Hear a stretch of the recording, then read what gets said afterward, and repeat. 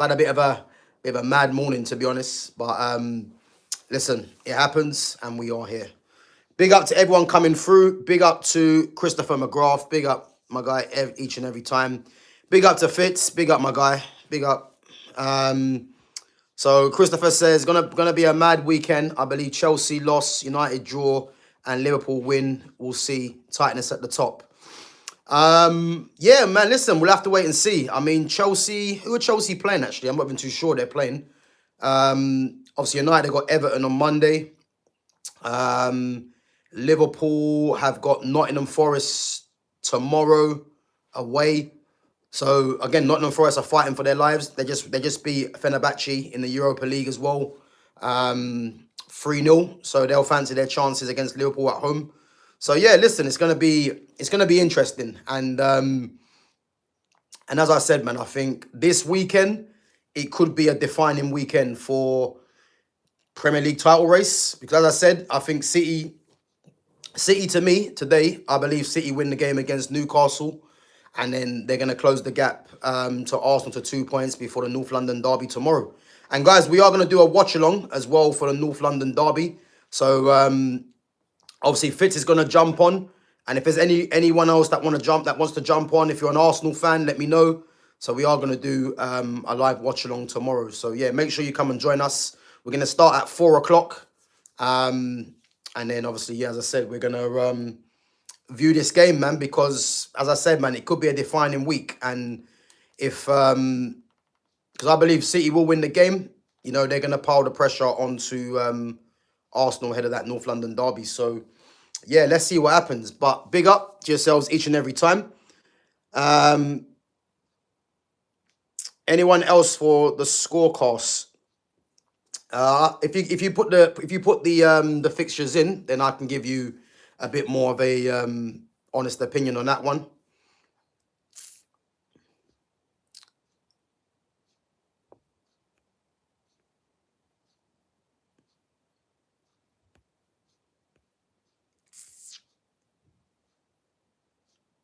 Ah, no way, man. You drop your phone in the river. That is crazy. While walking the dog. Ah, that's madness, man. Madness. I hope you're insured, though, Chris, man. I hope you're insured. Because that is... Yeah, that's not good, man. Hope you're insured. WXMF says, opinions on the Vinicius case. So, yeah, my opinions on Vinicius Jr. Again, if you haven't seen my stream straight after the game the other day, then go and give that a check, because I had my say on that already. And what I would say is, yeah, it's an absolute joke, man. And again, I'm pretty bored of talking about it now, because at the end of the day, you know, something serious does need to happen, you know. And again, Prestiani's come out saying, you know, he didn't say it, which is obviously going to back his corner. But as far as I'm concerned, you know, do I believe there was racial abuse? I do, because it's not the first time that Vinicius Jr. has been on the receiving end of that. But as I said, do I believe it's going to happen again? Yes. Is anything serious going to be done about it? I don't think so. So it's pretty pointless, man. But yeah, it's been going on for years, man, and it just shows to me that even the game carried on. The player didn't get subbed off. You know, he played the full game. It just shows that they're not really taking it seriously. So it's pointless, really, you know. Big up to Foxy Danny as well. Big up. Yeah, big up Chris, man. Yeah, definitely watch along, man. 100%. Yeah. Big up to Babs One Diva as well. Big up yourself. Villa versus Leeds. Yep. I think Villa versus Leeds today. Villa win that game. It's going to be a tough game, because to be honest with you, Leeds are decent at home, you know. I mean, at home, sorry. Leeds have been in decent form, shall I say. But I think Villa win that, and I think Villa win it by... I'm going to say they win it by a narrow goal. I'm going to say 1-0 or 2-1. But I definitely do think they'll win that. And again, that's another team there where, you know, if they just go about their job quietly, you know, you can see them sneaking up on the leaders at the moment, Arsenal. So let's see. But I think definitely Villa and City both win today, you know. I actually might put like a little bet on when we're done on it, actually. at the end. So, yeah, I think they'll win the game. Let's see. Brentford versus Brighton. Again, Brighton have been in poor form. I think Brentford win that as well. I think at home, they got the draw last time out against Arsenal. But I think Sharda might actually be back as well. I think he's back from his suspension. So I wonder if he plays. But obviously Lewis Potter, got the goal against Arsenal. But I think Brentford win that game. I think Brighton haven't been great. I can't remember Brighton's record because they've been struggling as of late. But I think Brentford win that probably 2-0, I'd probably say. 2-0, 3-1, something like that. I think Igor Thiago will get a couple of goals in that one. West Ham, Bournemouth. To be fair, Bournemouth have been in very good form. But then again, West Ham have been revitalised as well. I mean, Crescencio Somerville, Jared Bowen, they're in good form. Souček scored a good goal against United as well. They look to be sorting themselves out. But Bournemouth, I think under Iraola, they've been good as of late. And they've got guys in their team, that can do things. But I'm gonna say that game's gonna be a draw. I'm gonna go for a draw. Chelsea, Burnley. Yeah, Chelsea. I think Chelsea at home win that one. I'll be very surprised if they drop points to Burnley. And I think if they were to drop points to Burnley, you'd probably go as far and say that's their Champions League qualification race. You probably might as well just say it's over because their run of fixtures is tough. So if they don't beat Burnley, there's no momentum. And against these tough teams they're playing, and again, their next game is Arsenal. So again, you'd have to say if they don't beat Burnley, they're in trouble. But I reckon they'll beat Burnley, and I think they'll beat Burnley comfortably as well. Let's see. Yeah, City, Newcastle, we've done already. City win that game for me. I think City beat them by a couple of goals. I know Newcastle got a good result against Karabag in the Champions League knockout, but I think City win that one. Palace and Wolves. Do you know what? Before, I would just say that's just a Palace win, easy. I wouldn't even think about it, yeah? But Wolves have been very good as of late. Palace haven't been, and it's a game now where you wouldn't even be surprised if Wolves actually nicked it or if it's a draw. But you'd have to believe Palace being at home and yeah, you have to see if Palace were away, I'd probably go for a Wolves win. But I think the fact that Palace are at home, I think Palace, they have to be thinking to themselves, that is a definite win. You know what I mean? But again, Wolves might be revitalised from that draw against Arsenal and might think, you know what? We can go there and win. So you never know. And then Forest, Liverpool.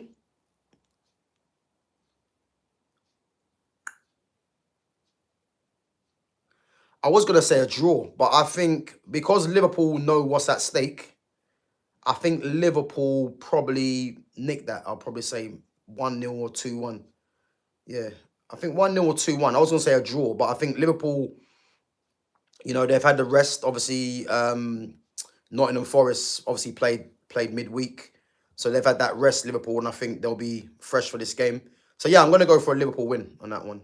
And then Sunderland, Fulham. Again, Sunderland are tough at home. I'm going to go for a draw. Sunderland, Fulham draw. And then Spurs, Arsenal. Listen, watch a long time. I'm going to go for...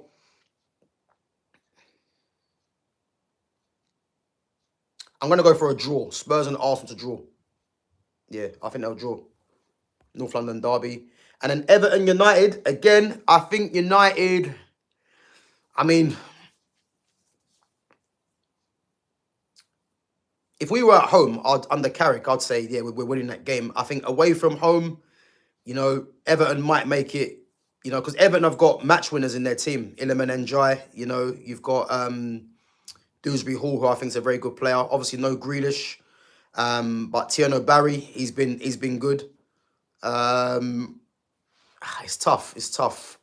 I want to say away win, but I think a draw. You know what? I'm going to say away win. I think hopefully Carrick doesn't... hopefully, the thing with Carrick, yeah, as I said, the last game against West Ham, I believe he's learnt from that, you know what I mean? So I'm going to say away win, and let's hope we do. Guys, I will get back onto your comments afterwards. Just want to just discuss, obviously, what we've come on to talk today about. And that is Jadon Sancho. So Jadon Sancho, a player that is, he does divide the fan base, really. Obviously, still a Manchester United player, obviously on loan at Aston Villa. And for me personally, you guys that have been watching the channel for any amount of time will know where I stand on Jadon Sancho. For me, Jadon Sancho is a top quality player. He's a high class player. And he's one of the players in this era of football that is easy for fans to criticize. And that is because, when you look at his numbers, he doesn't really have insane numbers like a lot of the other players. When you look at the fact that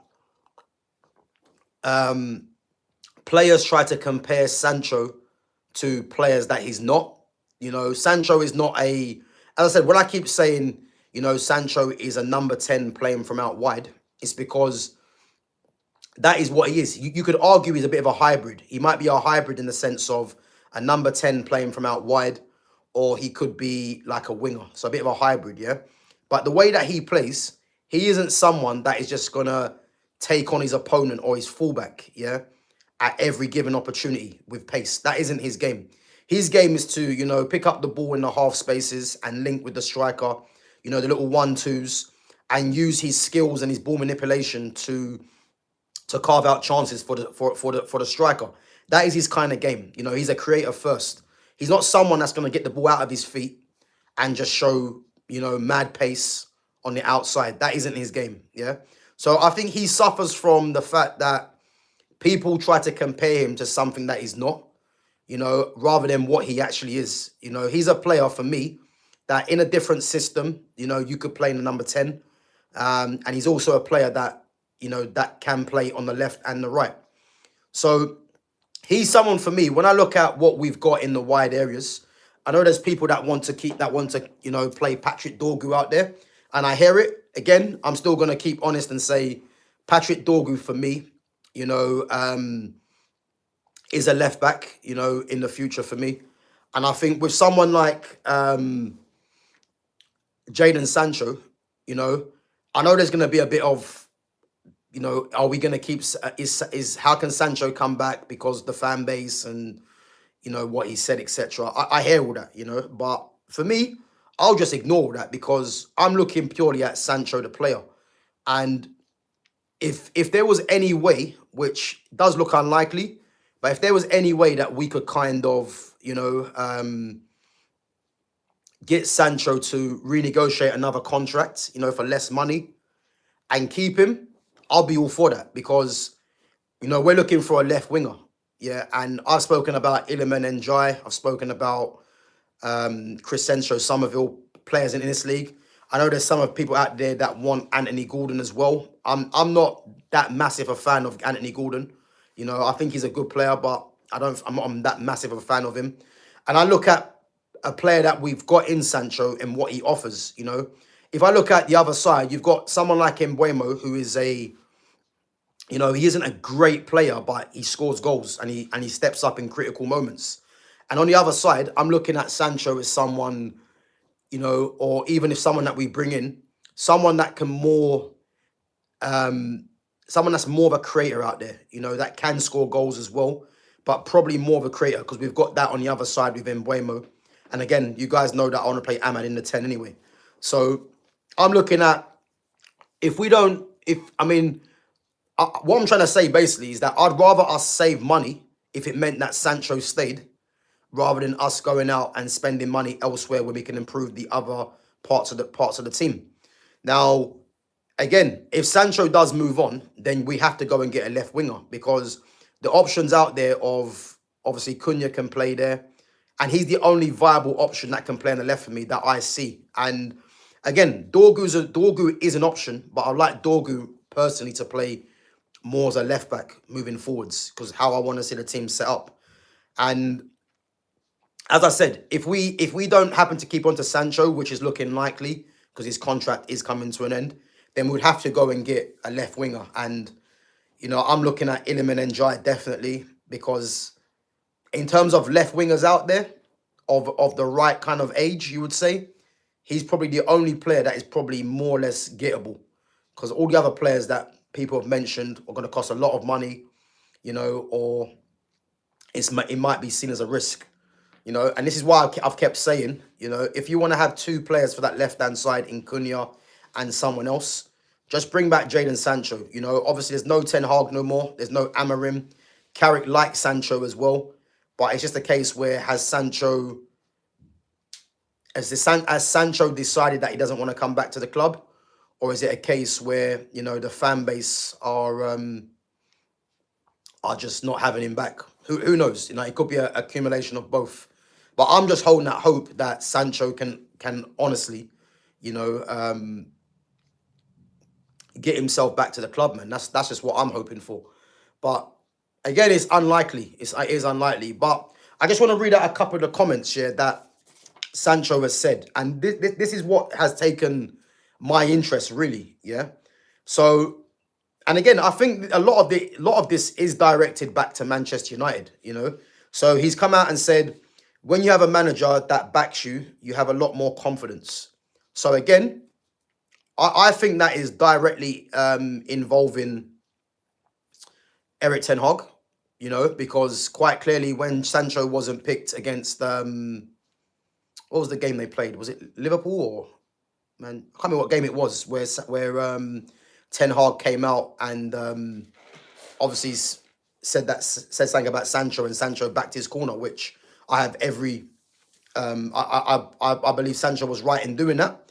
So again, that goes back onto that. So quite clearly, Ten Hag didn't back Sancho, and I think a lot of fans missed the point on this, because a lot of fans will tell you, but he's on this and this, he's on so and so amount of money.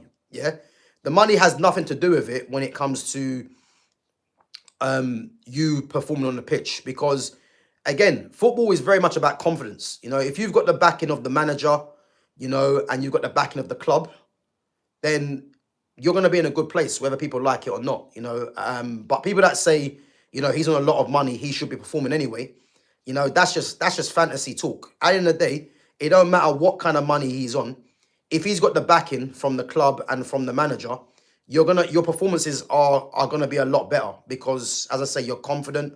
And you ask any player out there as well, if you're confident, yeah, you feel like you can do anything on the pitch, So it's interesting to see that he says when you have the manager that backs you, you have a lot more confidence. And bearing in mind, yeah, Sancho was a player for Aston Villa. I think he's only been getting into the team as of late, but he was a player that wasn't really playing regularly for Aston Villa when he first went there.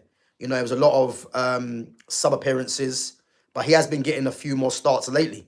So again, when he says that, when you have a manager that backs you, you have a lot more confidence. I do definitely think he's looking at Manchester United, and maybe the fan base, and definitely the fan base. I think the majority of the fan base as well, because the fact that he wasn't backed here is because of what I said earlier. Sancho, for me, wasn't backed because this fan base was too busy trying to push through Alejandro Garnacho, And the fact now is that, these people always are late to the party, because someone like myself and other people out there were never were convinced of Garnacho, And all of a sudden now, because Garnacho has actually shown you what he is, it's cool now to start criticizing Garnacho. And for me, like, I just laugh, because it's like, people that were trying to back Garnacho, you should really stay on that side, because you are only backing Garnacho for reasons nothing to do with football. You were backing him because really you just didn't like Sancho for reasons that we know. It's the same with Martial.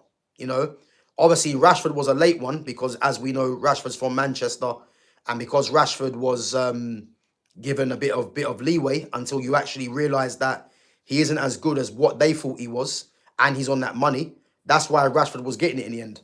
But the facts are, Sancho wasn't given that protection because this fan base wanted to push through Garnacho. And then all of a sudden, Garnacho has shown you what he is.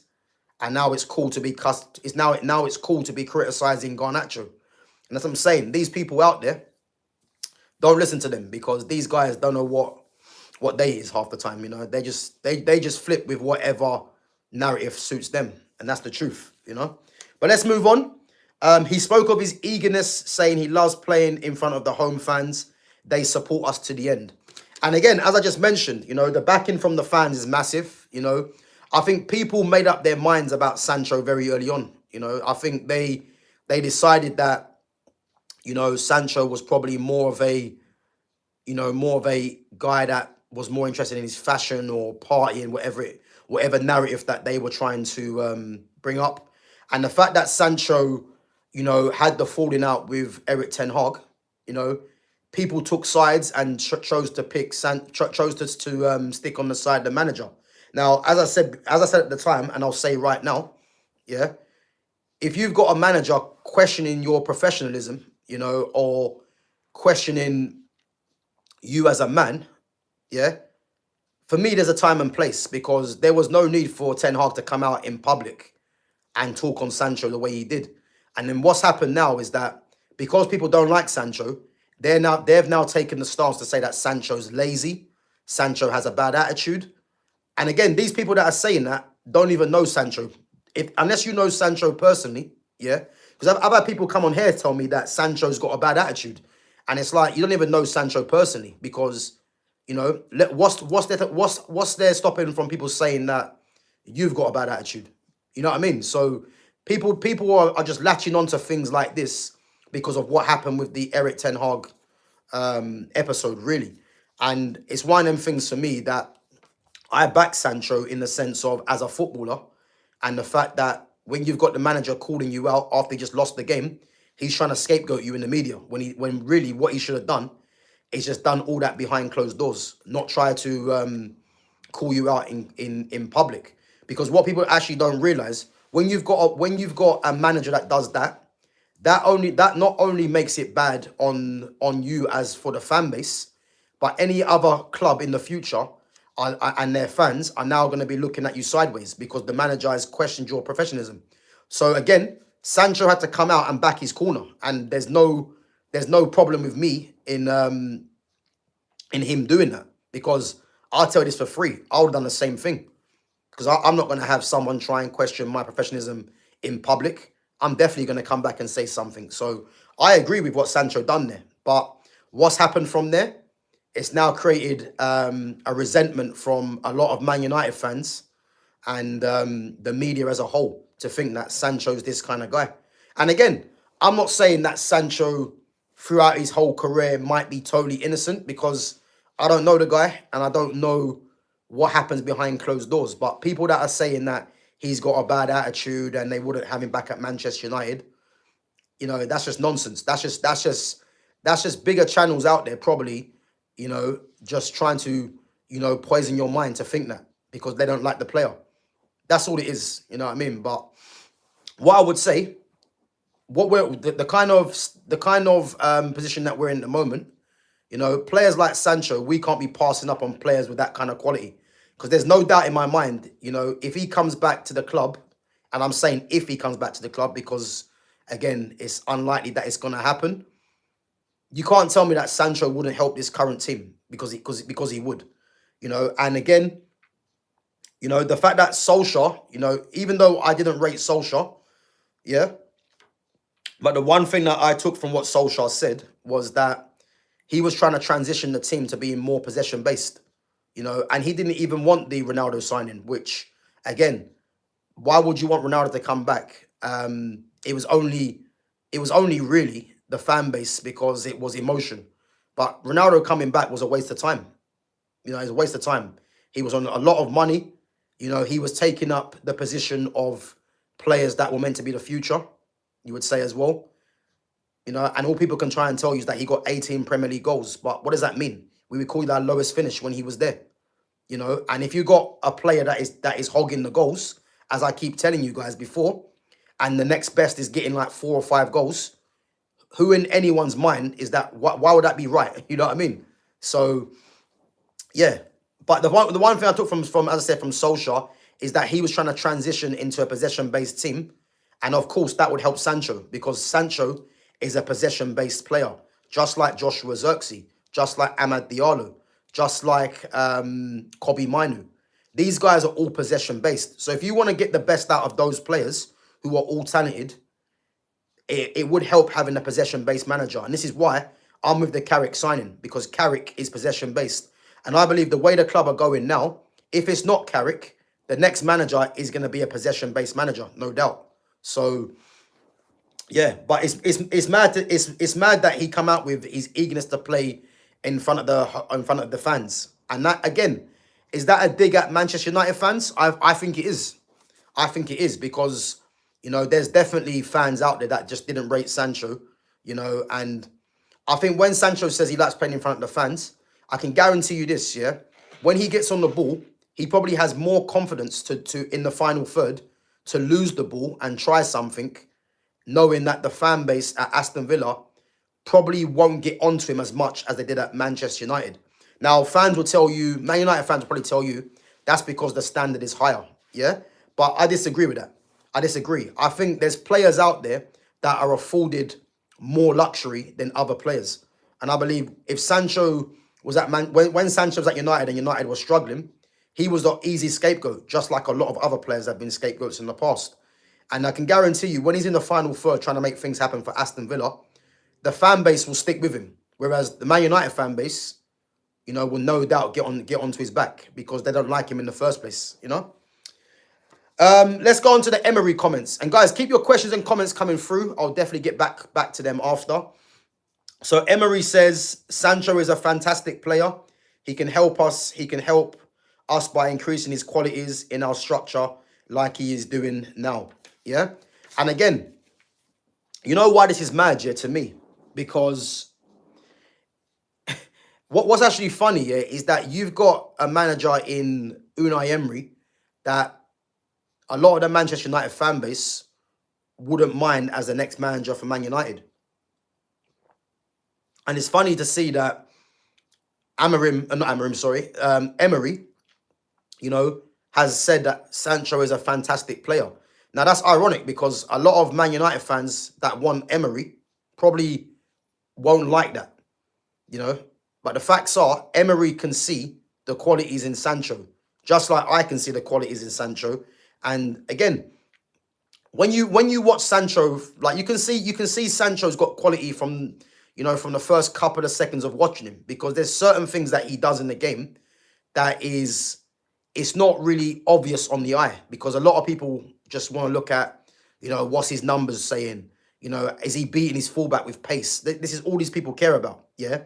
But when you watch Sancho on the ball, you know, he always keeps the ball close to his feet. You know, he's highly technical and he's highly intelligent as well, because Sancho knows that he hasn't got the pace that many other players in this league have. So he has to try and maneuver himself past his fullback in a different way. And that's why he needs players to link with. You know, you're never going to get Sancho just getting the ball out of his feet on the outside. That isn't his game, as I said. But I can see the qualities in him, and obviously Unai Emery can see the qualities in him as well. But I think a lot of fans probably would be thinking, you know, we wouldn't mind Emery at Manchester United, but he's backed Jadon Sancho. I don't think a lot of fans would actually like that, but it just shows you, innit, that, you know, we all can't be wrong. Put it that way. You know, we all can't be wrong. He also says he will need another contract, and maybe it could be here. If he plays his best football, we will want him. So again, that's just Unai Emery saying, yeah, that he rates Sancho as a player, you know, and again, it's one of them things that, you know, if Sancho does continue to keep improving, you know, it's a thing where Aston Villa will be a team that wants him. But the fact that Sancho's got, you know, his contract's coming to an end anyway, you know, I do believe he'll have many suitors. You know, I think in the Premier League, you know, I think more than Aston Villa, you know, more teams than Aston Villa will be interested in him. But I think the majority of the teams that will want him will be probably based in Europe. And you could probably say that Jadon Sancho's game is probably more suited to Spanish football. And again, I look at Spanish football, yeah, and it's like, you remember before when Sancho was at Dortmund? Remember Sancho at Dortmund, whether people like it or not, was the best young player in the game at Dortmund, yeah? Because he was talked about by everyone. Now, I will look at Barcelona, yeah, and think Barcelona. I don't know why Barcelona wouldn't take a punt on someone like Sancho, you know, because Sancho's obviously on about what? Is he on what, 250, 300 grand a week at Man United? If he was to go to Barcelona, let's say, he wouldn't be on that at Barcelona. And Barcelona, you know, they've been rumoured to be looking at, obviously, rumoured to be offering Rashford something.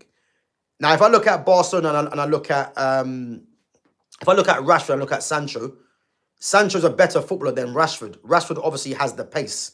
You know, Rashford's on more money and will probably cost a lot more as well. So for me, if I'm Barcelona and I'm looking for, you know, a left winger, an inverted left winger, then I don't know why they won't take a chance on Sancho. So if he is free at the end of the season, you know, you haven't got to pay a transfer fee.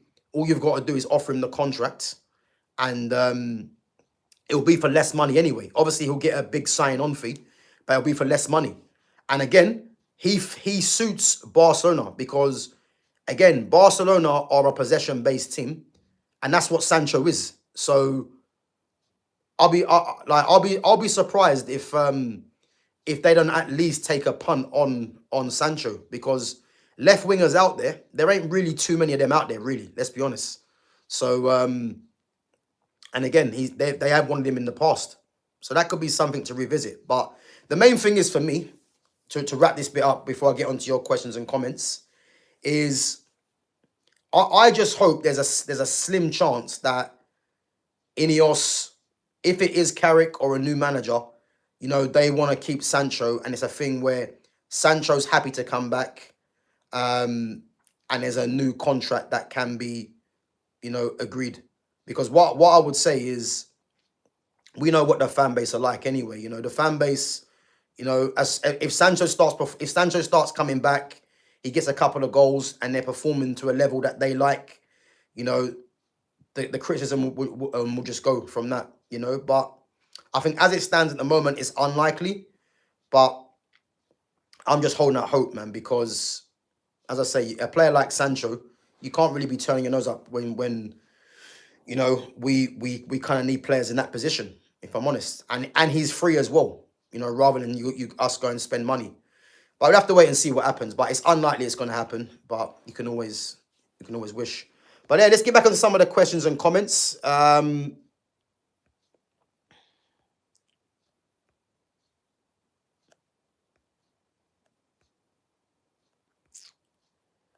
Let's see.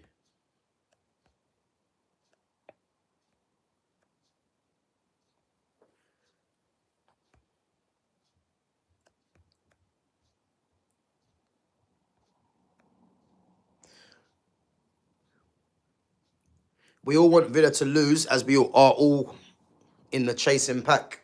Yeah, I hear it. Yeah, I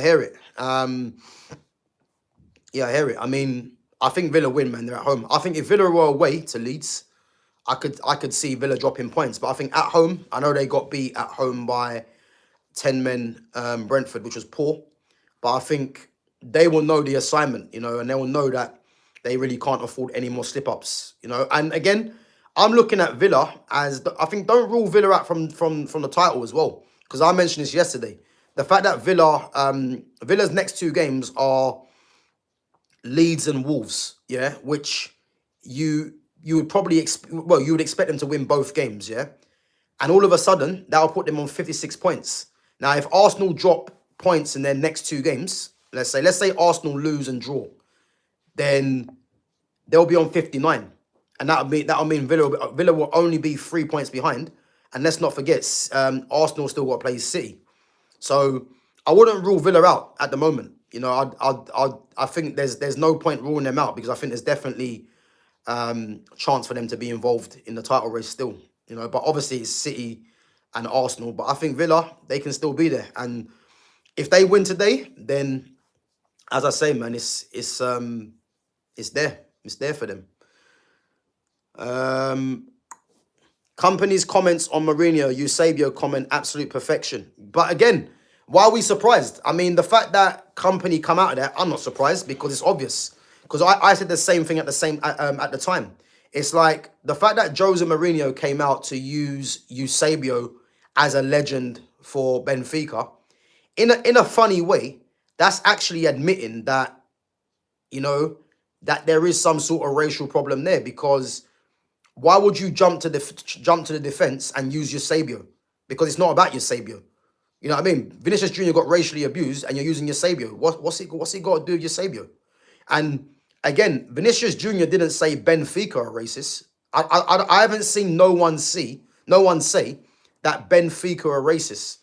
You know, Prestian is Argentinian, and he's the one that racially abused Vinicius Jr. You know, and the fans were booing. But I've not seen nothing to suggest that Vinicius Jr. said that Benfica are racist. You know, I've not seen anything either to suggest that Real Madrid have said that Benfica are racist. So why Mourinho came out and used Eusebio, you know, saying that Benfica can't be racist because Eusebio is a legend. Like, what's that got to do with anything? And as I think Kompany said it, yeah, and he's right, yeah, it discredits it discredits what's actually happened here. Like, Vinicius Jr. got racially abused. That's it. Like, we don't need to know about Eusebio or anything else. Like, it's a dumb comment, you know. It's a dumb comment from someone that you probably expected better from, in my opinion. You know.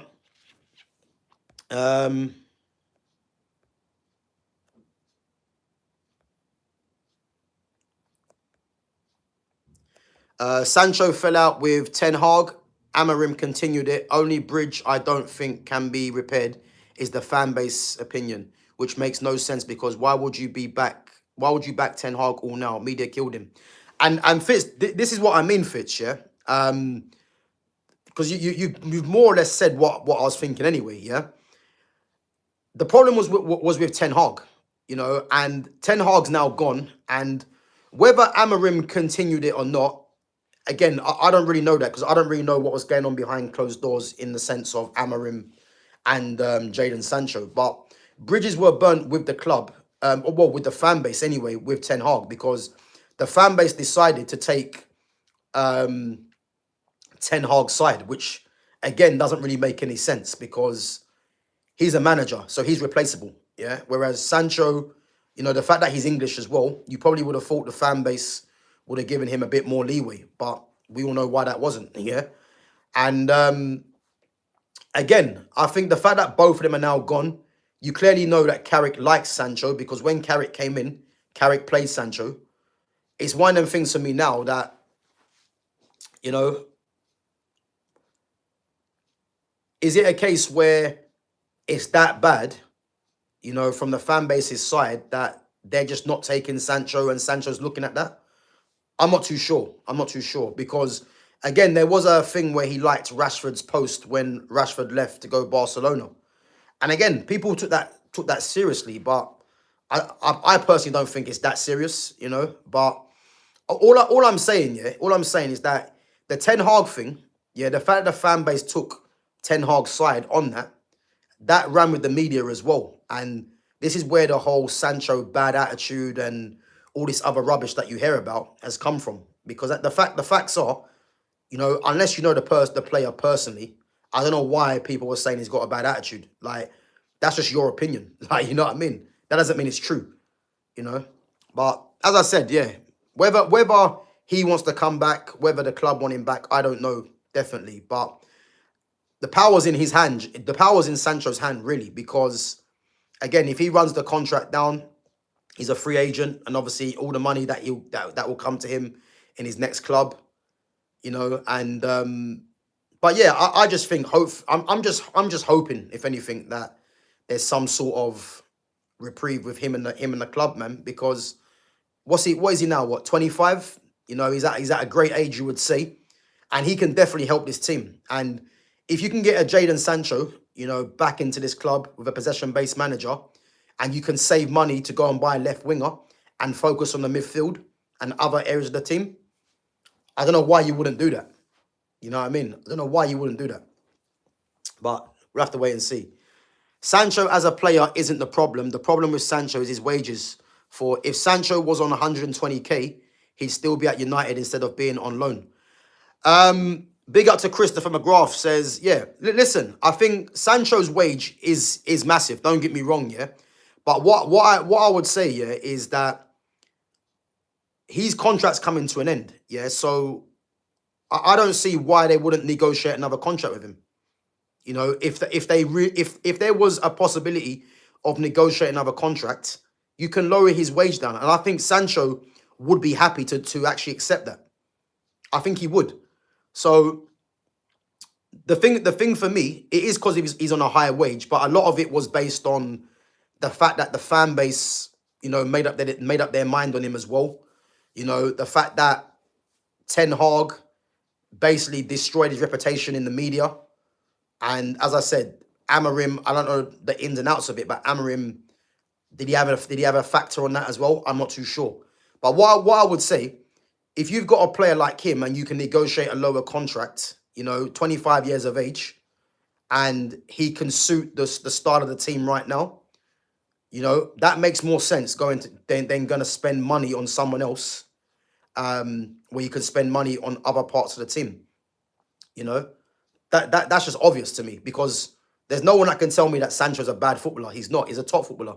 He's a top footballer that just needs to find his place in the team that wants to get the best out of him. And unfortunately, you know, we've had managers like Ten Hag and Ruben Amorim, yeah, that for me don't want to play the right way. And eventually this is why they got sacked, because, you know, these guys were more interested in playing without the ball. And Sancho's a player that needs to be on the ball at all times. So, and the fact that we got Carrick, and Carrick, the player that he was, possession-based, and I do believe if it's not Carrick, the next manager we have is going to be possession-based. And this is what's going to suit Sancho. So I'm just hoping that the club can look at the bigger picture and think, you know what? Yes, it hasn't worked out for Sancho, but we believe that we can reintegrate him back into the squad under a new regime, under a new manager that's going to get the best out of him. That's what I'm hoping.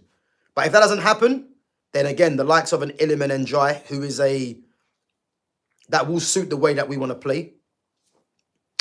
We'll just have to see what happens. But I'm just holding out hope really for Sancho still. It might be little hope, but we'll see what it is.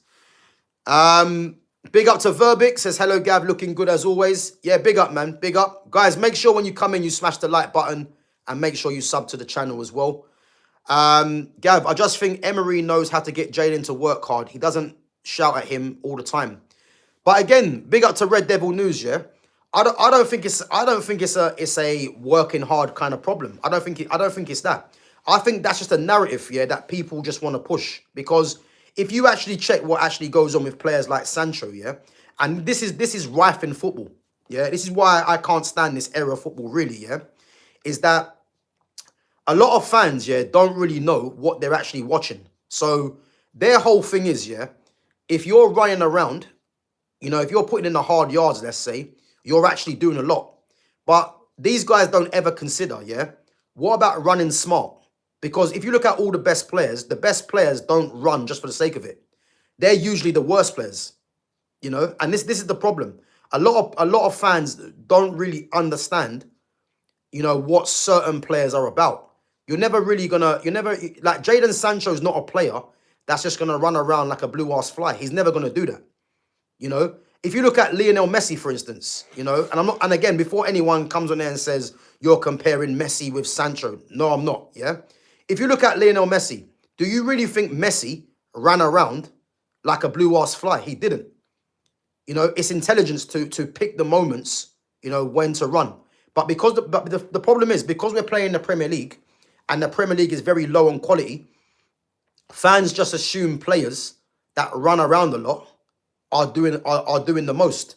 And again, this is why, if you look at a prime example, Declan Rice, for as long as he's playing in this league, will always get praise, because Declan Rice puts in the hard yards.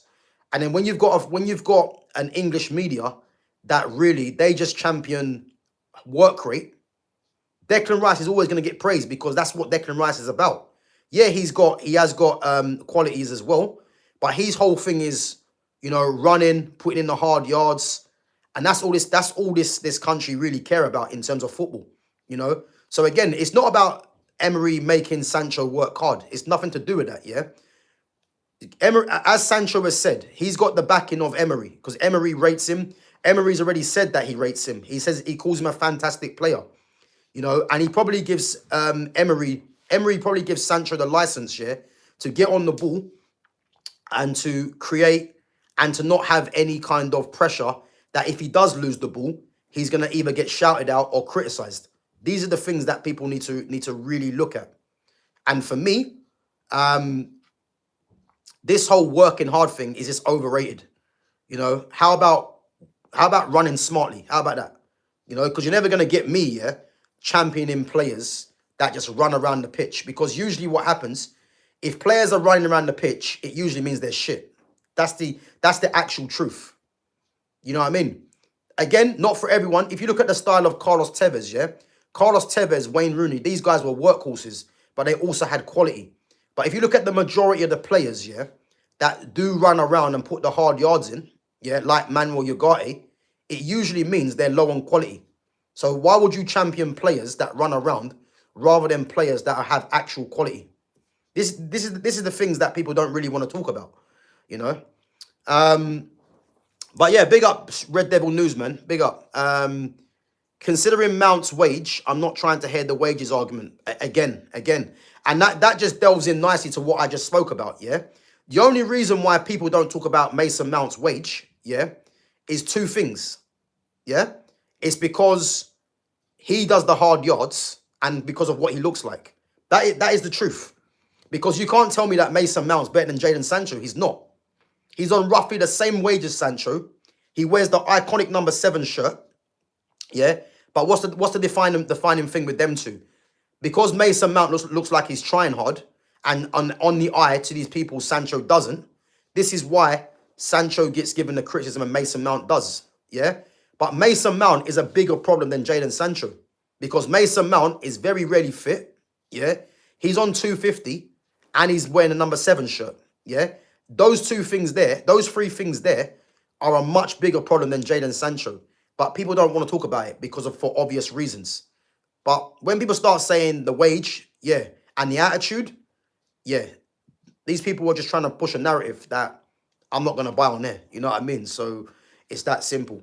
But Mason Mount's a much bigger problem. You know, why is it that Mason Mount came to Manchester United and got the number 7 shirt ahead of Jadon Sancho? These are the questions that need to be answered, yeah? Because Jadon Sancho at Borussia Dortmund, yeah, was the best young player in the game. Like, no one can argue otherwise. He was. He was on the lips of everyone. Do you know what I mean? He was being linked with everyone. Real Madrid, Barcelona, Bayern Munich, you know, PSG. And we got him. So, you know, but he wasn't given number 7. He wasn't. He was given 25. But then Mason Mount comes to the club, hasn't done half as anything as what Sancho's done in his career, but yet he's given number 7. These are the things that people don't want to talk about because it's too easy to just say and just follow other channels that want to spout nonsense. It's too easy to go and say Sancho's got a bad attitude. You know, Sancho's lazy. You know what I mean? It's just nonsense really that these people are talking about. But unfortunately, this is what's going on, guys. So just keep your eyes peeled, man. Man City will lose 2-1, 3-1 against Newcastle. Verbic, listen, man. I think that's more in hope. That's more in hope, man. That's more in hope. City will win the game today, man. I'm telling you, City know the assignment. I told you already, that Tottenham game will click them into the gear in the league now. Because that Tottenham game, for them, that was a bad one. Because they were cruising that game, 2-0 up. The first goal by Solanke shouldn't have stood because he kicked Guehi in the back of the calf. And then for them to go and draw the game, I said at the time, they're gonna now be focused and go for this title now properly, yeah. And since that game, they've won every game. So, yeah.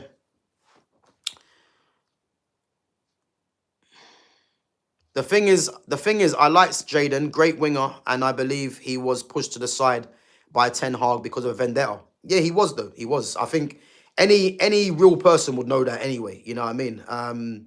Anyone that really likes their football would know that because the fact that he come out and criticized Sancho, yeah, he knew what he was doing. He knew what he was doing. And again, what people need to realize as well with Eric Ten Hag, yeah, Erik Ten Hag just wasn't a good fit for this club, you know. And even I was fooled when I wanted Ten Hag at the club because of what he done at Ajax. Yeah, the very fact, yeah, and people don't actually deep this enough. Yeah, and I've spoken this before. The very fact that he had the cheek here to play Bruno Fernandes in the 10, Garnacho, Rashford, and Haaland. Yeah, I think people need to understand why that front four will never work. And I think there's people out there that probably don't even actually realize. Yeah, that's a front four that can never work. It can never work because you've got 4 players there that are shoot first players. That's the first thing. You got 4 players that are not really high on quality. Yeah, and there's no sort of chemistry between any of them. You know, you could tell Rashford didn't want to play with Haaland because he didn't rate Haaland. Garnacho was trying to be the star man and was selfish. Rashford, obviously, you know, he went to cut in and get shots off because he had number 10 on his back, the highest earner. And Bruno Fernandes was trying to do everything on his own because he thought he was that guy. So again, in terms of balance and chemistry, why Ten Hag thought that would ever work, you know, he needs to be questioned for that. Because these things there are not really hard to kind of work out. But that front four there would never work. There's no chemistry, no balance, you know. And the fact that he pursued that front four rather than give Xerxes chances, give Sancho chances, yeah, it kind of tells you there and then the way that he saw football. And again, I was fooled because I didn't think Erik Ten Hag was that sort of manager, you know, because I'm thinking that the way Ajax play, you know, he's going to be very high on keeping the ball possession based. And he totally fooled us, guys. You know, he totally fooled us. Because that front four there is arguably the worst 4 to play in a league together. It's people probably don't want to deep this, but that's a front four that you just shouldn't play. You know, because you've got all players, as I said, are shoot first players. You know, they're all players that are looked at as pace merchants. And then you've got a guy that plays in the number 10 that just wants to spam balls. And again, why was that ever going to work? You know what I mean? It's crazy. Absolutely crazy, but thank God he's gone. You know what I mean?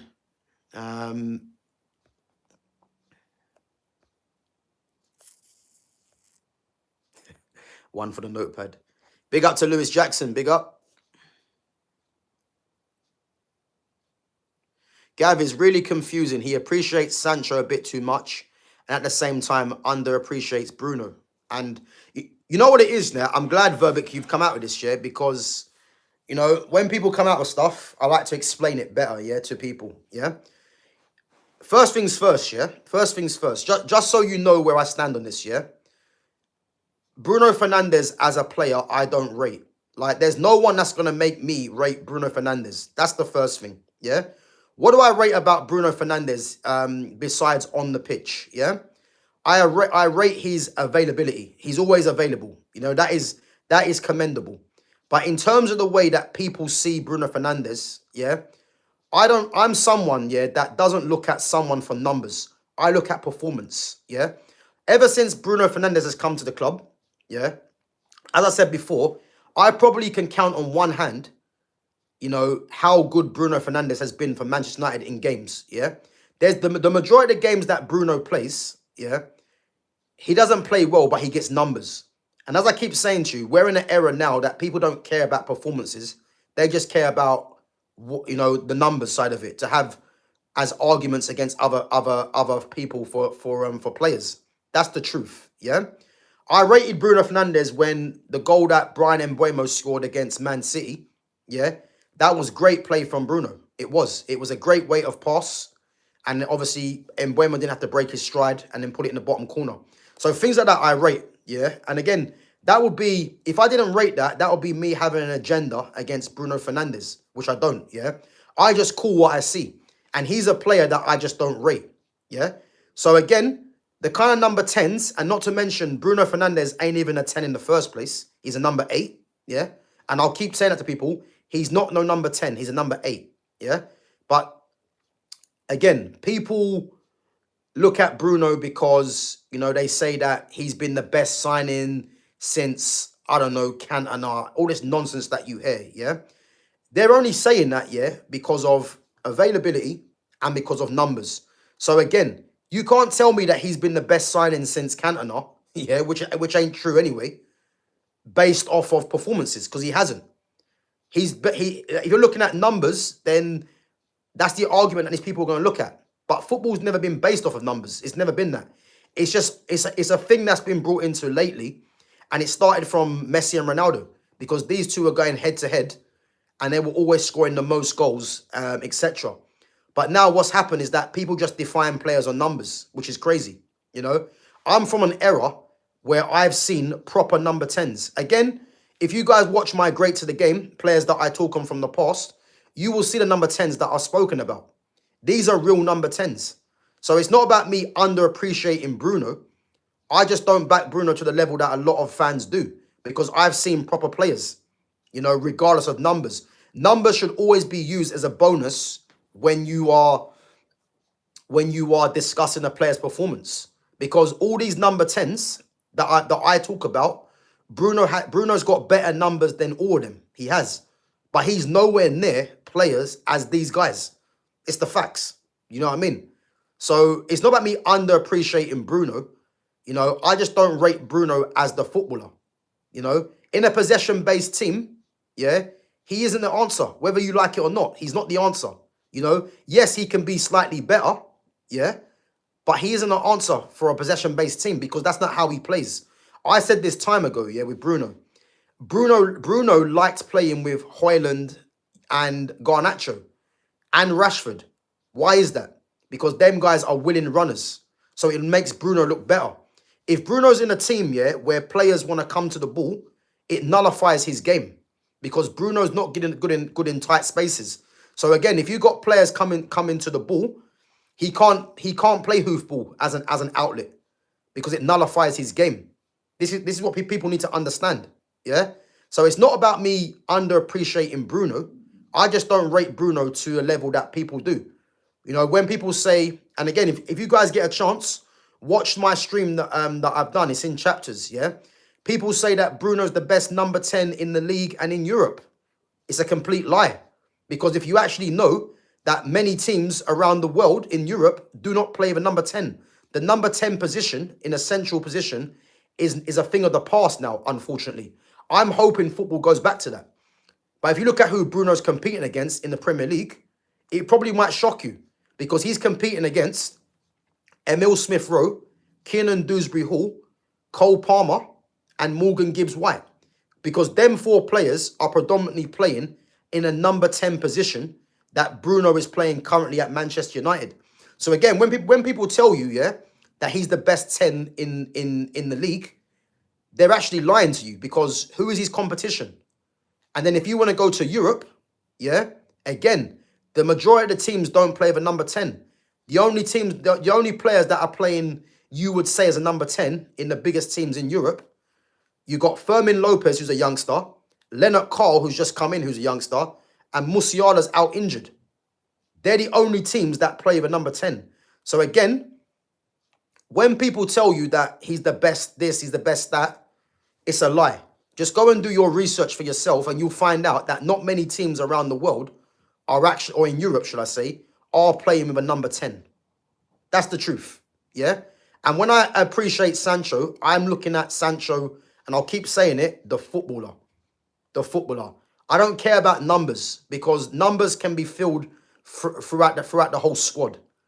But if you're looking at someone for numbers, it usually means, yeah, that you have no interest really in football. And again, I'm someone that grew up on football. You know, football just in me. I just love football. So I'm never gonna look at a player and think because they get numbers, I should be appreciating him. As I said, numbers should only be used, you know, as a bonus. It's that simple. So that's that, yeah. That is that. Besides, he's shown in Germany, a much superior country to this dump. Boy, listen. People will say it's a weaker league. They will say, again, there's always going to be something against Sancho because people have just decided that they don't like him. That's all it is, really. You know?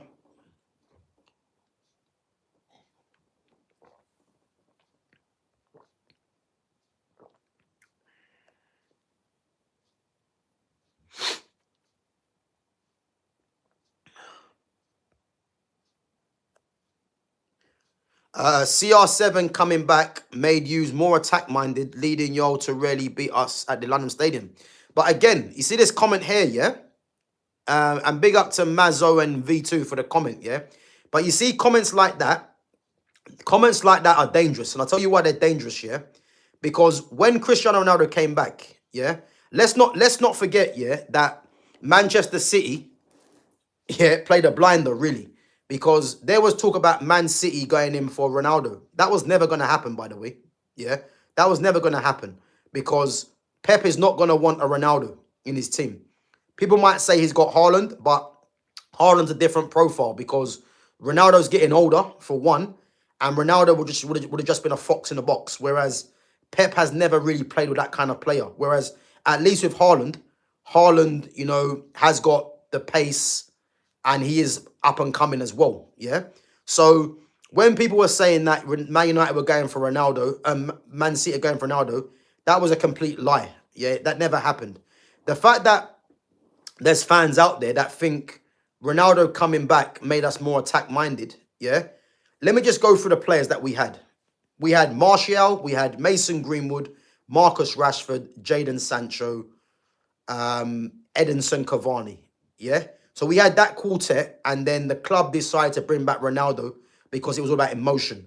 And then what people will tell you is that Ronaldo got 18 league goals in a struggling team, yeah? But what they won't tell you is that the 18 goals that Ronaldo got came across 10 games.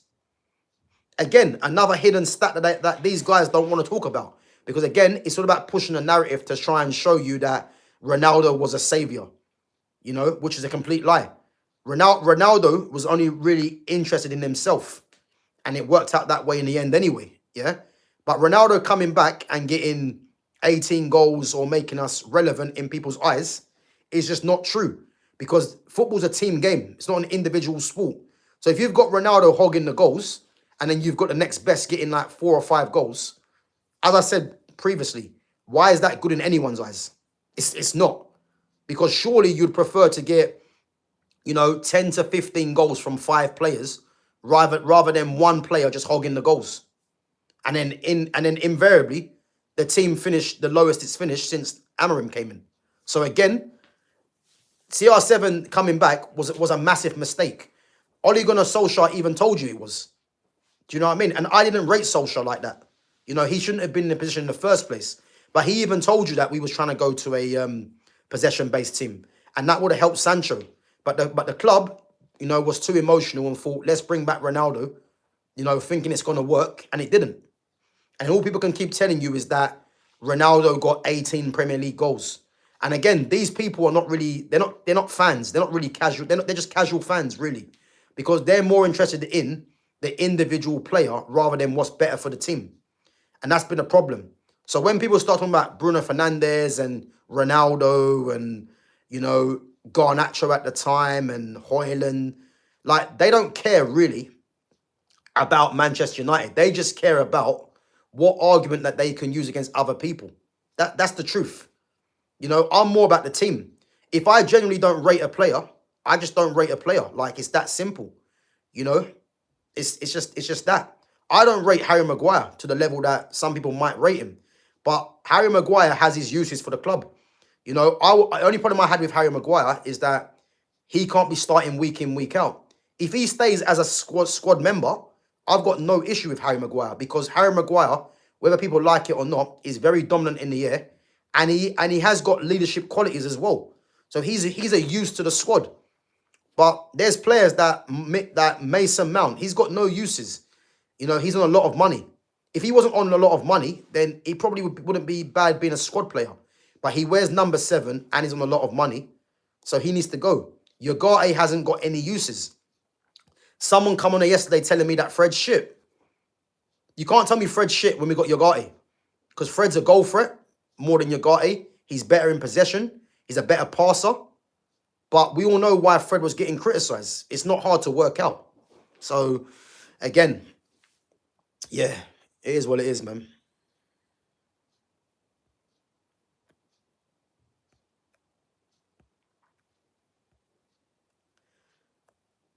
Guys, make sure you keep smashing the likes, guys. Smash the likes, let the channel be seen.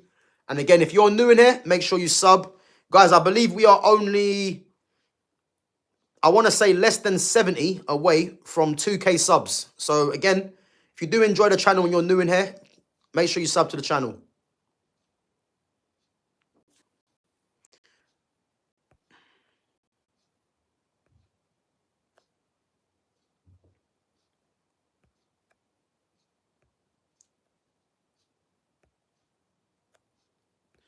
Let's see.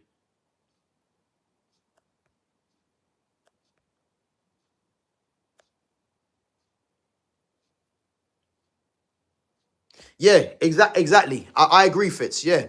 If Amarim came in and said Sancho is a player he wants to use, fans would have seen it as a Ten Hag issue. Amarim saying don't come training and find a move literally just gave the fan base ammunition. I agree. I agree because you got a new manager who's a young manager.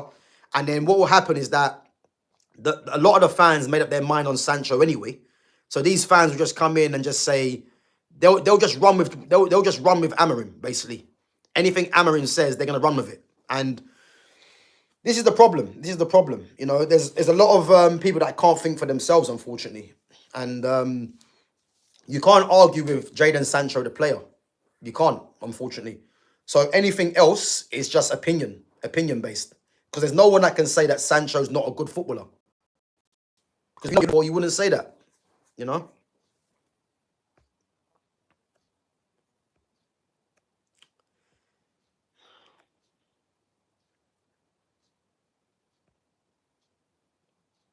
Bruno is the hardest worker at United. But what does that mean, though? Like, this is what I'm trying to say to you, yeah?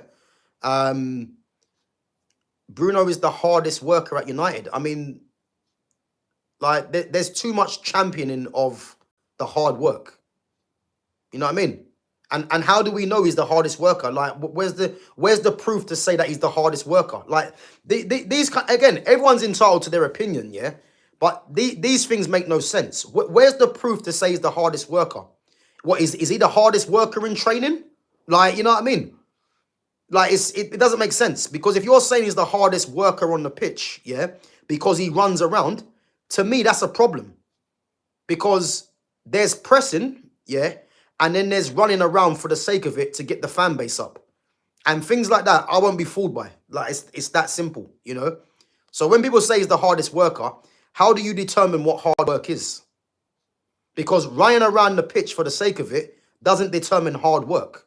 It's basically trying to feed into a narrative so the fans can say, oh, yeah, he's working hard. But more times than not, if you're running around like the way that he does, you're out of position. You know what I mean? People don't think about things like this. Like, it means you're out of position. So yeah, he can't be the hardest worker. I don't know what that's based on. That's just an opinion. Because I might say Ugarte is the hardest worker in at Man United. Because Ugarte runs around. So it don't make sense really. But big up Lewis, man, for the comment. But I don't really agree to that. Gav, Mbappe at 17 or Yamal at 17? Mbappe got 40 GA while Yamal got 46. Mbappe won Liga while Yamal won the domestic treble. Both reached the Champions League semis. However, Yamal won Euros and got second in Balon d'Or. But again, Verbic, what are we trying to base this on? Because it's always going to come back to the footballer, you know, and Yamal as a footballer is better than Mbappe. He is as a pure footballer. You know, and again, the GA talk, I don't like the GA talk is just, it's irrelevant really, because you don't look at Yamal for GA. You don't. Yamal's not a GA kind of person. He'll get GA, but he's not a player that you look at to say, oh, he must be good because he's got GA. He's just the top footballer. He's the best footballer in the world right now. He is. Because at the age of 18, yeah, you shouldn't be that good at 18, really. He's playing for one of the biggest clubs in the world, you know, and he's a star for club and country, and he was doing that when he was 16. It's unheard of. You shouldn't be a starter for club and country at 16. Tell me a player in world football that was a regular starter for one of the biggest clubs in the world for club and country at 16. You won't find anyone. So again, to say Yamal or Mbappe at 17, it doesn't matter what, it depends what you're judging it on. Because if I'm looking at the footballer, it's Yamal. It's as simple as that. You know what I mean? It's as simple as that. Yamal is ridiculous. You know, to be 18 and be that good, you know, and made his debut at 15 and was regular player for club and country at 16, it's unheard of. It's literally unheard of. You can't tell me a player that has done that. And if there is, put it in the chat. But yeah, and he's gonna be a Balon d'Or winner in the future. He will be. He will be. You know, if he stays clear of injury and keeps his trajectory going the way it is, he's gonna dominate Balon d'Or. It's impossible for him not to, because he's just that good.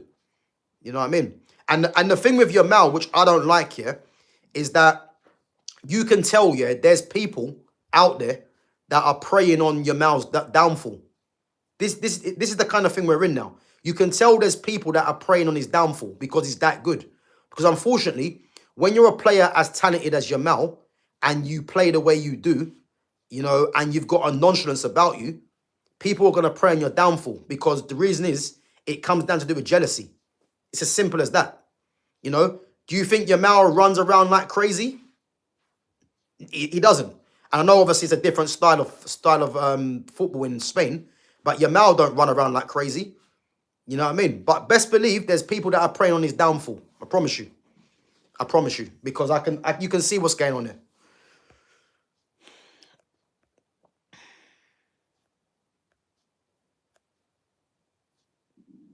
Sancho took 25 because he wanted 7, 2 plus 5. Although it wasn't available when he joined, he could have been given the 7 shirt. Every season you can relocate squad number. Somehow Mount has kept it. Yeah, exactly. He took 2 and 5. Obviously makes 7.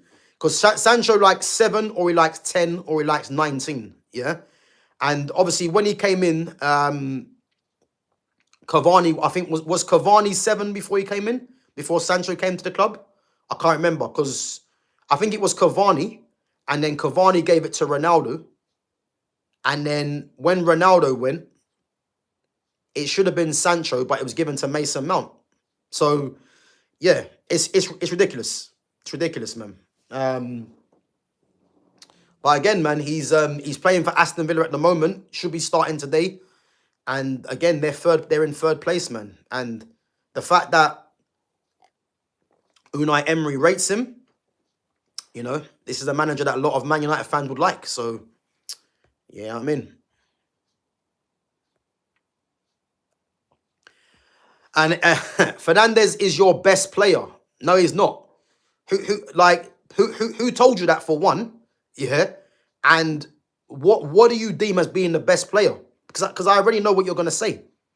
And the thing is, when people come on here say Fernandes is your best player, yeah, I know exactly where that's coming from. And that kind of talk is not on here, man.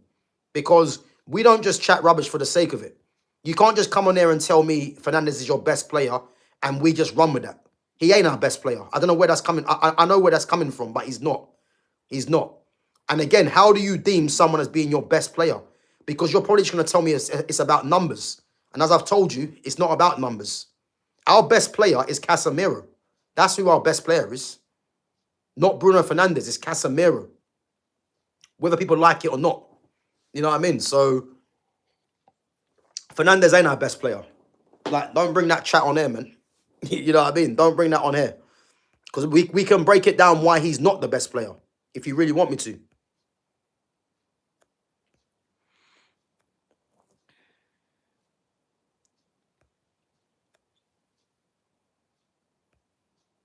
Number 10s are dying, unfortunately. But again, it's been like that for a while, man. Number 10s, the number 10s, yeah, is a dying breed now, just like the strikers are. Because a lot of strikers now are more playing from out wide. You know, you do get anomalies, but just look at the striker market right now. Look at the striker market, yeah, that are regarded as, you know, the best in the game right now. There's not a lot.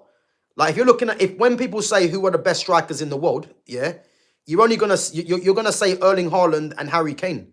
Haaland's mid-20s, Harry Kane is early 30s.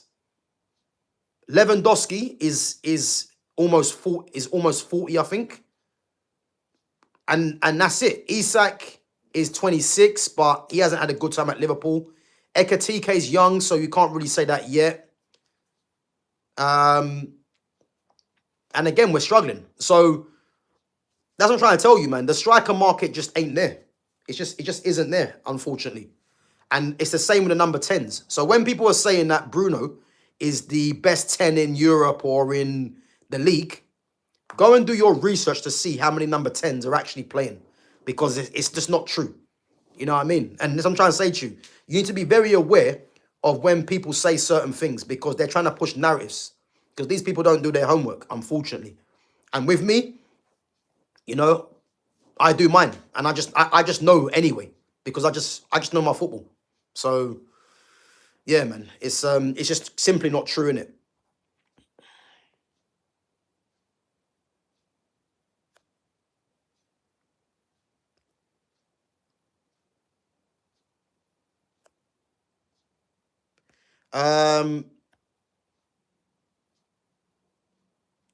Hi, do you remember me? Mohammed Noor.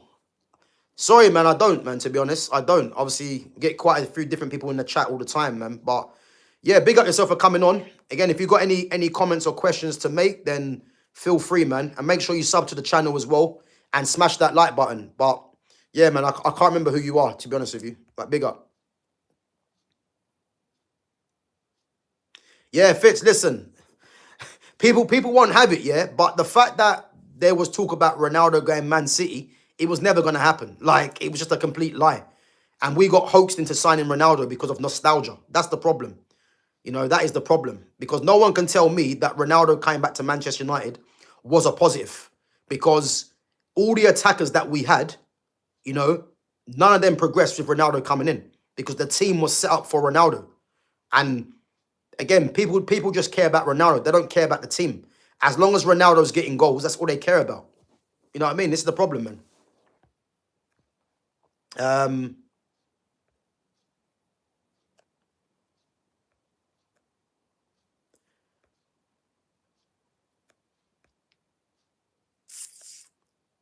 Gav, which three teams will get relegated in your opinion? Arsenal and Pakistan cricket team. You're back, yeah? Where you been hiding, man? Where you been hiding? Your team's been getting smoked or dropping points and you've been hiding. I understand. I understand. Nah, I'm only joking, man. Which three teams do I think gets relegated? Wolves, Burnley.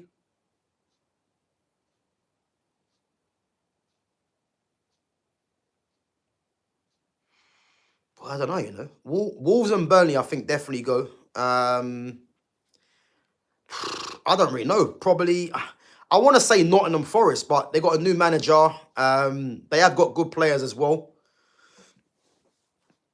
I'm probably going to have to say Nottingham Forest, I think, because I'm trying to think who else is down there. I can't remember who's down there. But, yeah, I'll probably say Wolves, Burnley, probably Forest. I think West Ham probably will stay up. But it might be between them and Forest. I don't know. Yeah.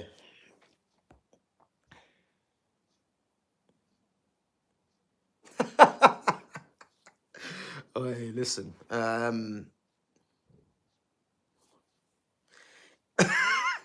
Sorry, guys. I'm just laughing. I'm seeing the chat, man. So, cricket fan, it must have been a rough week for you. Arsenal drawing to Wolves and Pakistan losing to India. Verbage, yeah, bro. It feels like whenever I watch my team loses. Boy, hey, listen, I would say I know the feeling, man, but I don't at the moment because our team's on the up. So, yeah, man, it is what it is. So, again, a no-name person comes into the chat and says, proof is the stats. Stop pretending you can't see it. And again, you see people like this, I'm only going to react to it, yeah, but it's people like this, yeah, that they're probably they probably haven't really watched football. You know what I mean? And football's infiltrated with people like this, yeah, that the best thing he can come out with is proof is the stats. Well, if proof is the stats, yeah, go and have a look at Zidane, Iniesta, Francesco Totti, Alessandro Del Piero, Riquelme, Pablo Aimar, you know, JJ Okocha. Go and have Dennis Bergkamp. Go and have a look at their stats, yeah, and then come back and talk to me. You know what I mean? So, unfortunately, yeah, there's people like this, and they're all over the place, yeah. They don't really know what they're talking about. They'll just come in and say a generic comment, yeah, saying proof is the stats. Stats has never been the proof. They should be used as bonuses, yeah. But the reality is, people like this just don't know what they're watching, and the reality is as well, guys. This person that said that, yeah, probably doesn't even watch football. You know, they've infiltrated football, probably watching another sport, and come on there saying that proof is the stats. Go and watch all them other top players and tell me about stats. You know what I mean? You know what I mean? It's just nonsense.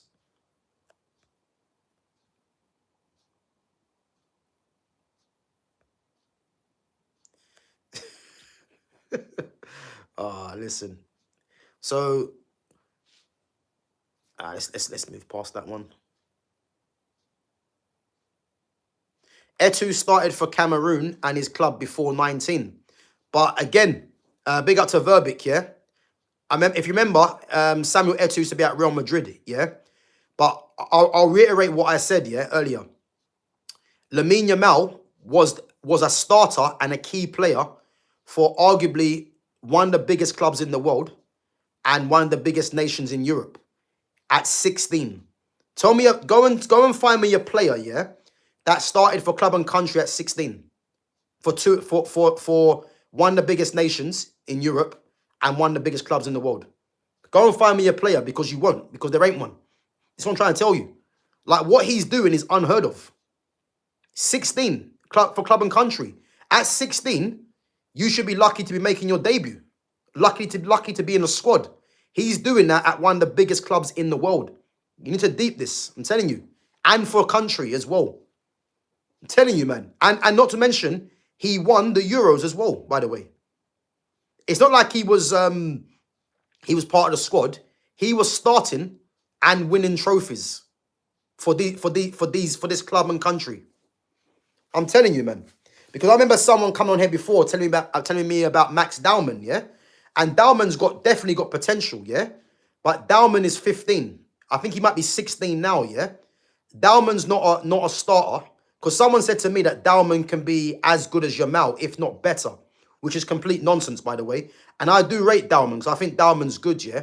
But Dowman is 16, I think, now. And he's nowhere near being a starter for Arsenal's first team. And he's nowhere near being a starter for England national team. This is how good Yamal is. Yamal was doing it at 16. Starter for club and country. So that's the difference. You know what I mean?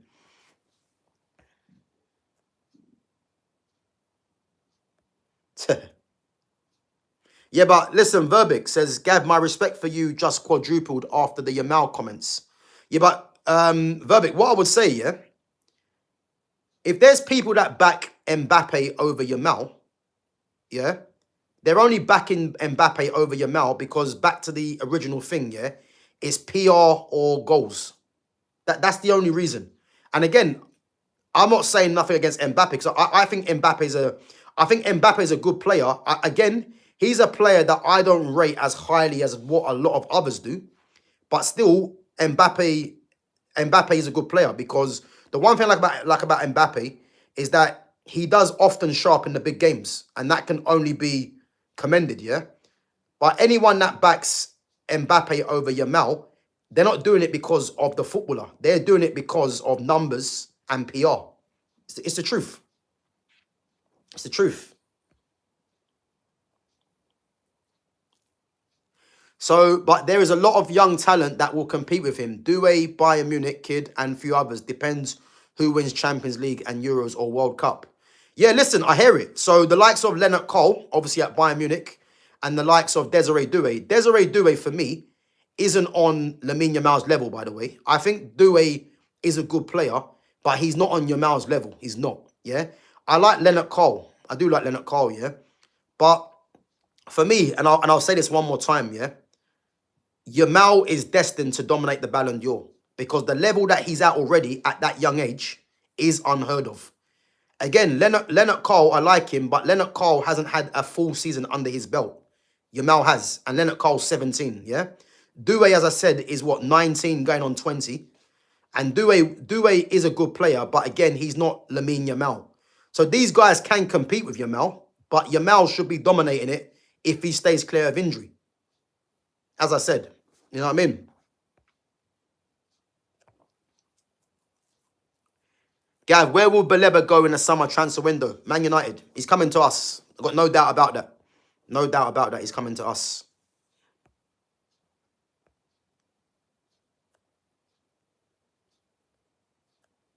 Big up to Exedra. Big up, my guy. Big up.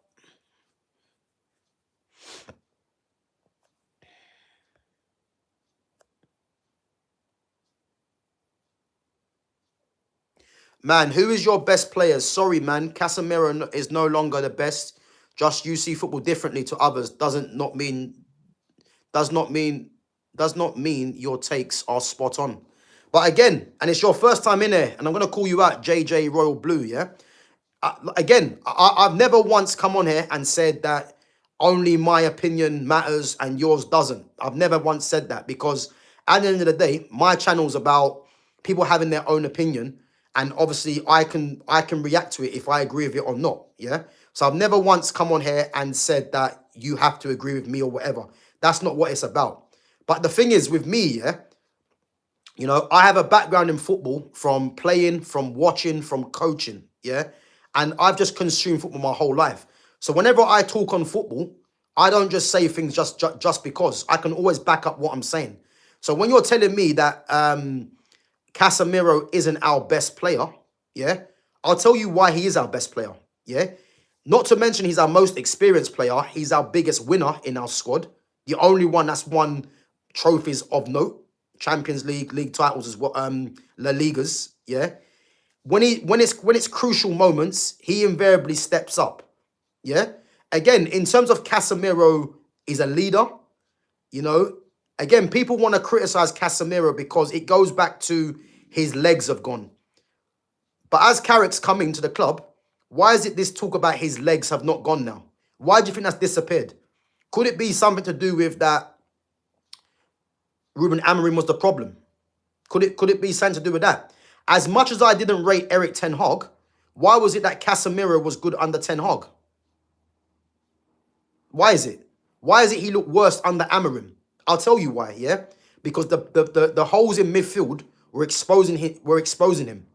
Casemiro has never played as a pressing man-for-man midfield player. He's never done that.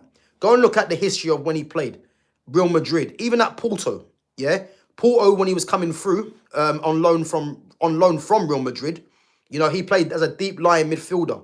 You know, there was never at any point he was tasked with chasing man all over the pitch. He's never done that. Not to mention, as you get older, that gets a lot harder anyway. Yeah?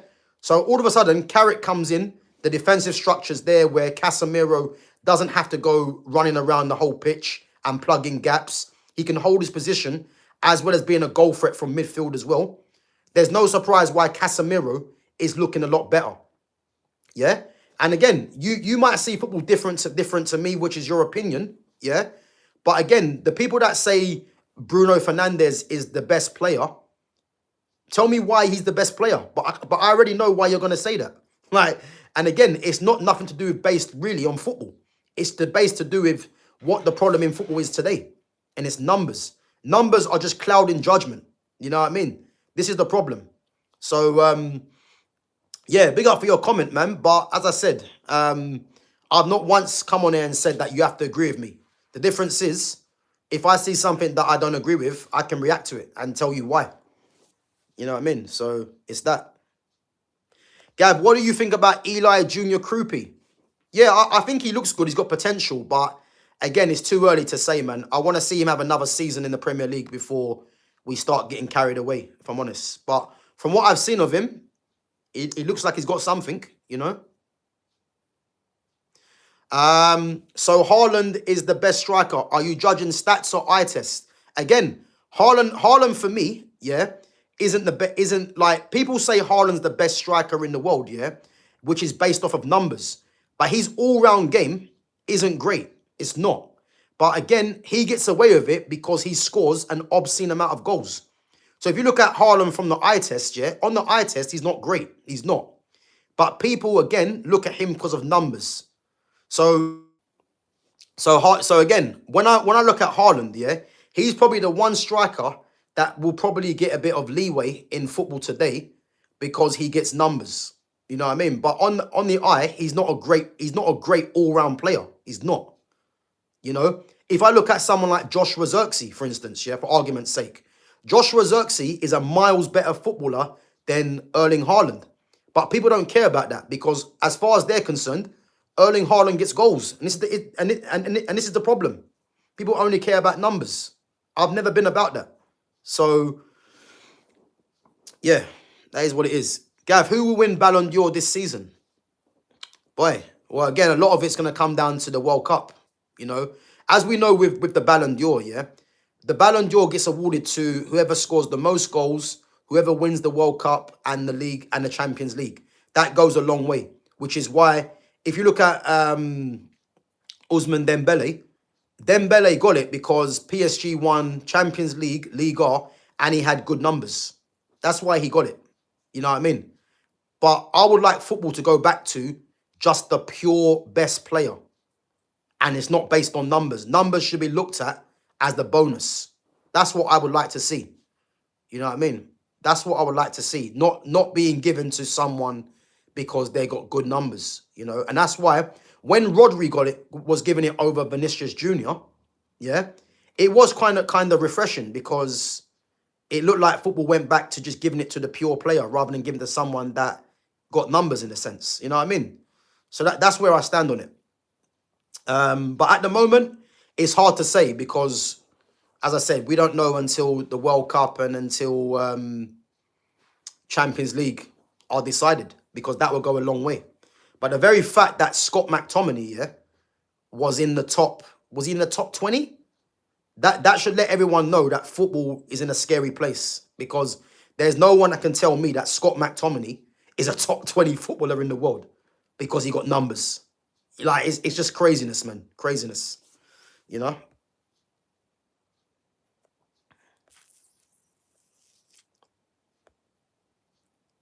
Paulo Dybala. Big up to Evil Pubert. You know what, yeah? Do you know what? I'm glad someone mentioned Paulo Dybala because Paulo Dybala, just like David Villa, they're two of my favourite players. Paulo Dybala was ridiculous. And, again, he's another player, yeah? Unfortunately, didn't have the career that he should have had. You know, whether it was through injury or, you know, going to the wrong club. Remember, Dybala was linked to Man United. I would love Dybala at Man United. And players like this, yeah, don't get spoken about enough. You know, he hasn't got Bruno Fernandes' numbers, but he's a miles better footballer than Bruno Fernandes. Paulo Dybala was ridiculous. You know, he was one of the players, yeah. Whenever I played Football Manager, he was one of the players that I always signed, playing him in number 10. That's what you call a number 10, you know? So big up to Evil Pubert, man. Top player, Paulo Dybala.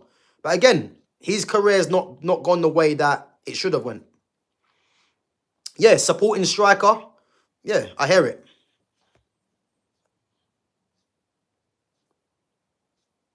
And Fitz, you just said my point, yeah? Haaland is average, yeah? And if Haaland's the best striker right now, it does show you what the game's become. Because people only rate Haaland because of numbers, not for his all-round game. Harry Kane, yeah? Harry Kane's the best striker in the world. Why is that? Because Harry Kane gets numbers, but Harry Kane is a great footballer. This is the difference. He's a great footballer that gets numbers. So if you're getting a player that does all that, you can't argue. The one thing that I've always said about Harry Kane is that for Harry Kane, for me to be regarded amongst the elites, like the R9s, even though he's not going to be R9, but if you're looking at the Benzemas, the Luis Suarez's, the Lewandowski's, teams like players like that, for me, Harry Kane, like the Sergio Aguero's put in there as well, for Harry Kane to be in that bracket, yeah, he has to win a Champions League for me, or a Euros or a World Cup. That's it. Is Serhu Guirassy going to Barca this summer? No, he's not. He's not. He's not. Not to mention that Serhu Guirassy's in his 30s. And I don't believe Barca will be looking at a striker like that, man. So I don't see that happening. Do you support Arsenal? No. Man United. Right, guys, I'm going to wrap it up in about 5 minutes.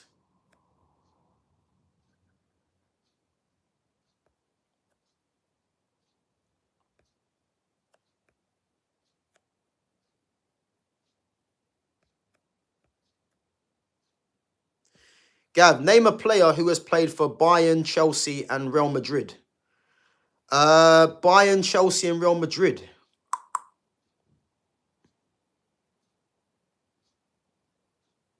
Bayern, Chelsea, Real Madrid. I was going to say what's his name, but he didn't play for Bayern.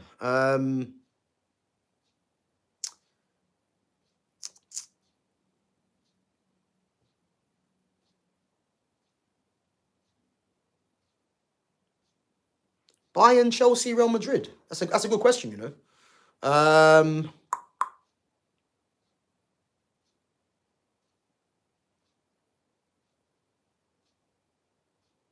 Oh, Arjen Robben. Yeah, Arjen Robben. Arjen Robben, another bad boy. Yeah. So yeah, Bayern, Chelsea, Real Madrid, Arjen Robben. Yeah. Top player, man.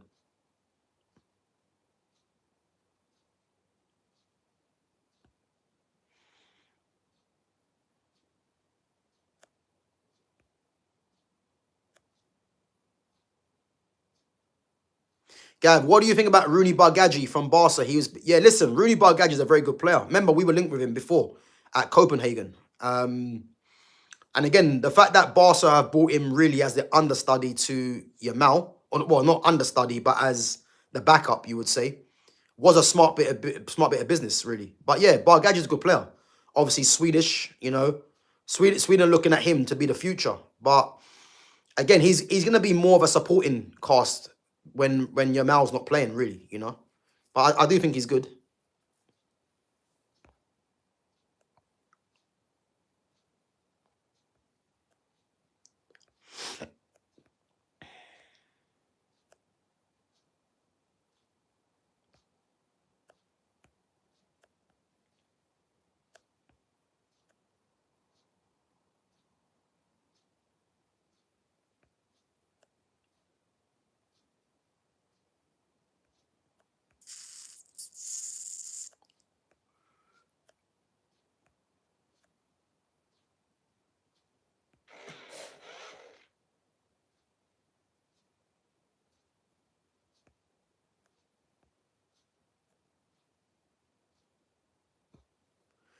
Best striker, Drogba, Hakan Şükür, Icardi, Osimhen, Mario Jardel. Nice, Drogba, man. Drogba, has to be Drogba. I mean, Mario Jardel wasn't great. I mean, he was a goal. He scored goals, but he wasn't a player I like to watch. Hakan Şükür, obviously Turkish, was good, to be fair. Mauro Icardi was a goal scorer. Osimhen, I don't rate Osimhen like that. And Drogba was an absolute menace. So it's got to be Drogba for me, man. No doubt. It's got to be Drogba. My favourite players are Michel Platini, Karl-Heinz Rummenigge, Gianluigi Buffon. That's a mad list. Best striker, R9, followed by Andy Cole. How did I know Fitz would say that, man? How did I know that? Listen, I have to be honest, yeah. I rate Coley highly. And when I first heard that Coley, you know, has to be in the all-time 11. And guys, if you haven't had a chance, check out our all-time Premier League 11. You know, from the obviously, yeah, check out all-time Premier League 11. And obviously, we've done a Manchester United all-time 11 as well, post 2008. It's something that we're gonna do every week. So we're gonna do the next one, which is gonna be Arsenal on Tuesday or Wednesday. So make sure you guys come through and get involved in that. But when I heard Fitz say that, you know, Cole is second to R, Cole should be in there, I was confused. I ain't gonna lie. And then when he said to me that, you know, Cole is second to R9, yeah, I thought he was mad. But to be fair, he made a compelling case, man, because to be fair, Andy Cole slept on, man. He is. We have to be honest, he slept on. He is slept on. And I think that's a media thing, because if you remember, Glenn Hoddle started saying, you know, he needs 4 chances to score a goal, which is a lie anyway, you know. Start, sub, or bench. Drogba, Cole, or Henry. So I would start Drogba, sub Henry. No, that's the same thing. Start, sub, or bench. You mean sell. So I would start Drogba. I would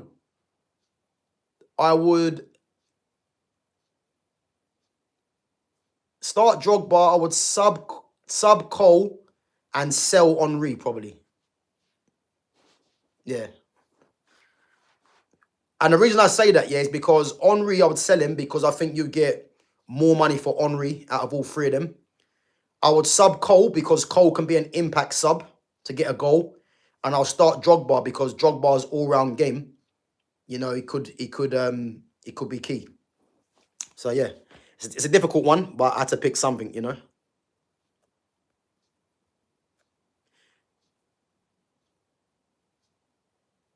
Gav, name a player who has played for Atleti, Barca, and United. Atleti, Barca, and United. I feel like I know this one, you know. Atleti, Barca, and United. I like these ones. It gets me thinking. Atleti, Barca, and United.